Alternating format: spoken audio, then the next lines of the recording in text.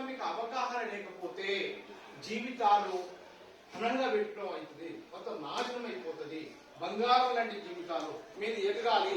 మీరు ఏమంటారు చూడు, మీ మీద ఎంతో మంది ఆధారపడతారు, మీ అమ్మ నాన్న ఎక్కడో ఊహించుకుంటారు మిమ్మల్ని. ఇవి కనుక మీరు అవాయిడ్ చేయకపోతే, అలాంటి వాళ్ళను దూరం చేయకపోతే, తొందరగా స్టార్టింగ్ లోనే దూరంగా ఉంచాలి. లేకపోతే చిన్నగా దానికి బలైపోయి బంగారం లాంటి జీవితం ఆగమైపోతుంది. అర్థమవుతుందా?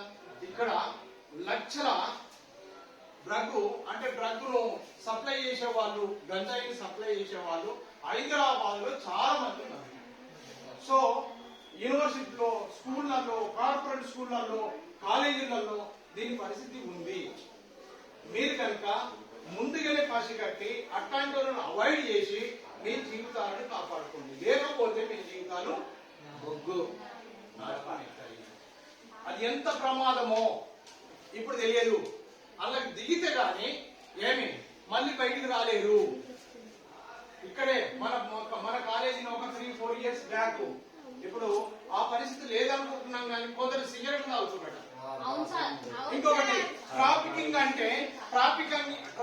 అంటే ఏంటి అని అంటే, మాయమాటలు చెప్పి డబ్బు ఆశ చూపించి, లేదా ఇంకేదో సినిమా ఆశ చూపించి, లేదా ఇంకేదో చూపించి వాళ్ళని ఏం చేస్తున్నారు, మత్తు పెట్టి కిడ్నాప్ చేసి వేరే దేశాలకు సప్లై చేస్తున్నారు. మనం కొన్ని సినిమాలు కూడా చూసాం, చాలా సినిమాలు కూడా చూసిన సందర్భాలు. నాని సినిమాలో ఉంది. ఇవన్నీ ఎందుకు కంట్రోల్ చేయడానికి, ఇదంతా కంట్రోల్ చేసుకోండి. మీరు అమ్మాయిలు మీరు దానికి బానిసలు కాకండి, అటువైపే చూడకండి, మీ జీవితాలను పరంగా పెట్టుకోకండి. అమ్మ నాన్న మీ మీద ఎన్నో ఆశలు పెట్టుకొని ఉన్నారు కనుక మీరు జాగ్రత్తగా ఆలోచించుకొని జాగ్రత్త మీ జీవితాన్ని లీడ్ చేస్తారని అనుకుంటున్నాను.